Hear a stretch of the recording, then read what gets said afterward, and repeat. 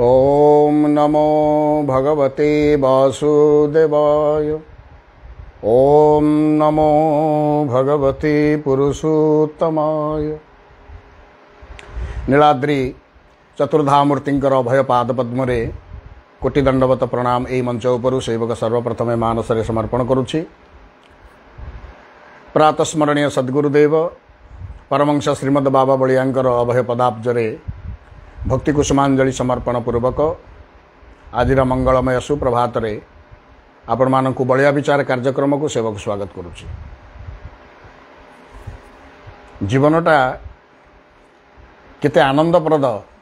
केते शांतिदायक आमे समस्ते अनुभव करिचे। से आनंद और शांति टिकक पाइबा पई आमे विविध प्रकार कौशल को अवलंबन करुचे बा आमे इच्छा करुवा समस्त कथाटा को आमे परिपूर्ण करुचे, जद्वारा आमे टिके शांति पाई परिबा, आनंद पाई परिबा। तेबे आम मानक द्वारा निर्वाचित हेइथिबा शांतिर पथ बा आनंद प्राप्तिर पथ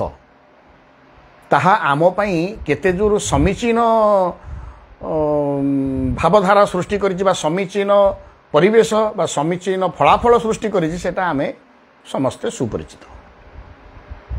आमे बेले बेले भाबु एई बाटरे गले बोधे शांति पाइबी, आनंद पाइबी, देखला आगु ता अधिक मोहर गुरु आसिकी कांतारे पड़ला भलिया कथा होउछ। मु नारे ना ना ना सेटा नु धरंतु अमक लोक चाकरी करी एति पाउची, धमक लोक व्यवसाय करी एति पाउची, तेणु मु व्यवसाय करिबी। व्यवसाय कल भल कथा हला, आज गोटे व्यवसाय कल ना ना एटा ठीक लाभ होनी, धमक लोक धमक व्यवसाय करी एमिति पहुंची गला, अरे एटा को छाड़ी मु सेटा को करिबी, पुणी सेटा को गल सेतरे भी धर फेलुअर हेलो, पुणे ना ना एटा काई हेला नहीं आ नाही से अमकरे एई जो प्रकार परिवर्तित भावधारा अर्थात शांति आनंद टिके आमे पाइबा पई आम कर्मीय जीवन को आमे इतस्तत करू, स्थिर सिद्धांत रे पहुंची पारुना। यह जीवनर सबुठारु गोटे बड़ भूल।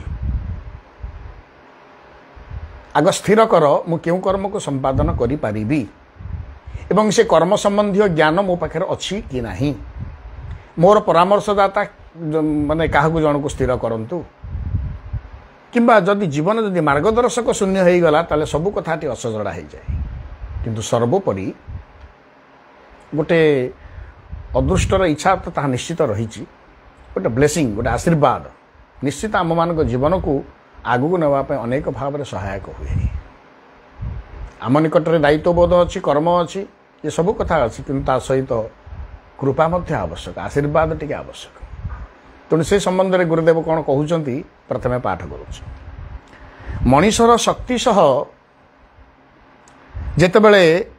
गुरु कृपा, ईश्वर कृपा शक्ति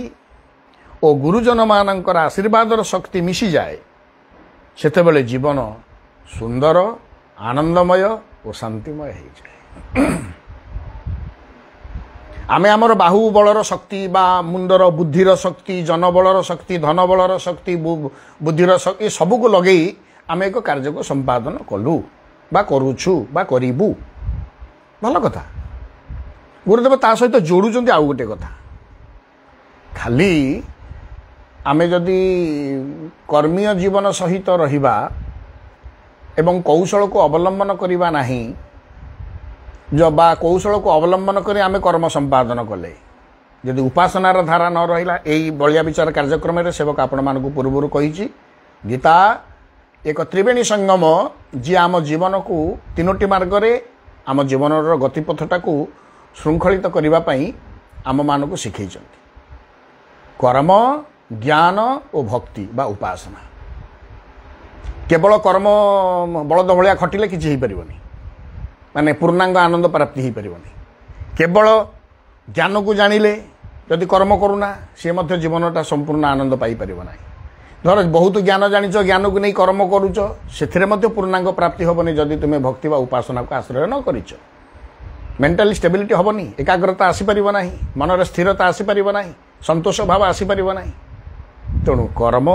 ज्ञान, उपासना तीनोटी जाक आवश्यक। तेणु आमे सामर्थ्य अनुसार कर्म करि परिबा, तत्सहित जेतेबेले गुरु कृपार शक्तिटा जोड़ी हो जाए। द्वितीय ईश्वरंकर अदृष्ट ईश्वरंकर कृपा ता सहित जोड़ी हो जाए, तृतीय गुरुजन मानकर आशीर्वाद जितेबाला सामर्थ्यटा जितेबाला ता सहित जोड़ी होइछे सेतेबाला जीवनर जो कर्म से आनंदमय है शांतिमय हुए एवं समस्तों पर सुखप्रद होता है। तेणु आमको ब्लेसिंग घरू ईश्वर पर्यंत आम घर आम कहे ना मुझे जाइली गुरुदेव को जन की आईली सदगुरु को जन दे आईली कृपा तो अच्छी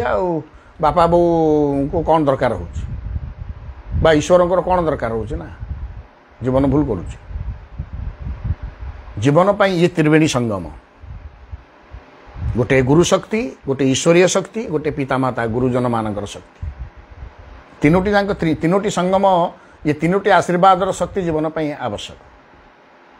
जीवन शांतिप्रद आनंदप्रद हवाई ये तीनटा हूँ आधार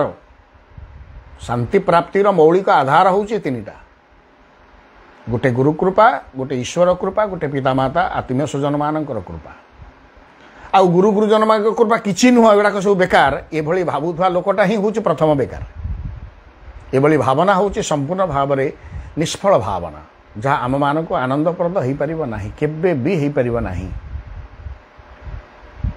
तसहित ईश्वर ईश्वर किए जन अच्छा ईश्वर अच्छा ये कथाटा आमको स्वीकार करने को पड़ो आ सबू ऑटोनोमस सिस्टम रे चली ना नेवर हो पार एक जो बिंधाणीटी तोते कला निर्माण सही तो घटे रहिला एहा तू जान जो ईश्वर कर्मा जगतटा को तैयारी कले से तारी भीतर ही अच्छा आम भीतर भी अच्छा वृक्ष तरु तृण कीट पतंग बणी ठूँ आरंभ कर सागुना ठार आरंभ कर नदी पर्वत वन सबू भितर सी अच्छा जोटा सामर्थ्य दैट पावर ईश्वर कहले से शक्ति सामर्थ्य तेणु आम जो सामर्थ्यटा को सेठी खोजा निश्चित अनुभव में आना सबू भितर किसी ना कि सामर्थ्य लुकायित भाव में रही तेणु आमे आम जीवन कर्मटा से आनंदप्रद हम जितेबाला आम कर्म सहित आम बौद्धिक शक्ति सहित शारीरिक शक्ति सहित जिते गुरु कृपा जोड़ी हुए गुरु कृपा को आम निश्चित भाव आश्रय कर अदृष्ट ईश्वर को से प्रार्थना करवा ईश्वर मते सामर्थ्य युक्त कराओ कृपायुक्त कराओ मु अधिक रु अधिक से कर्म को संपादन करि पारे एवं तृतीय गुरु गुरुजन बापा मांकर ठारू गुरुजन मानकर कृपा आशीर्वाद ये तीनोटी जाक आधार जितेबाला जीवन पर मिसी जाए से निश्चित जीवन शांतिप्रद हुए आनंदप्रद हुए एवं कर्म क्षेत्र में आम सफलता एवं सुफल लाभ करें तेणु ये तीनटा हूँ आधार गुरु कृपा ईश्वर कृपा एवं गुरुजन मानकर कृपा बा आशीर्वाद आपको निश्चित भाव में आम अपेक्षा करवा उपेक्षा नुहे ये सब को उपेक्षा करुवा जीवन धनाढ़ हो पारे धनवान हो पारे शांतिर प्राप्तिर मनीष हो पार ना आनंद पाई पार ना तेणु आम आपको अपेक्षा करवा निश्चित भाव में उपेक्षा करें कथा कही जय गुरुदेव।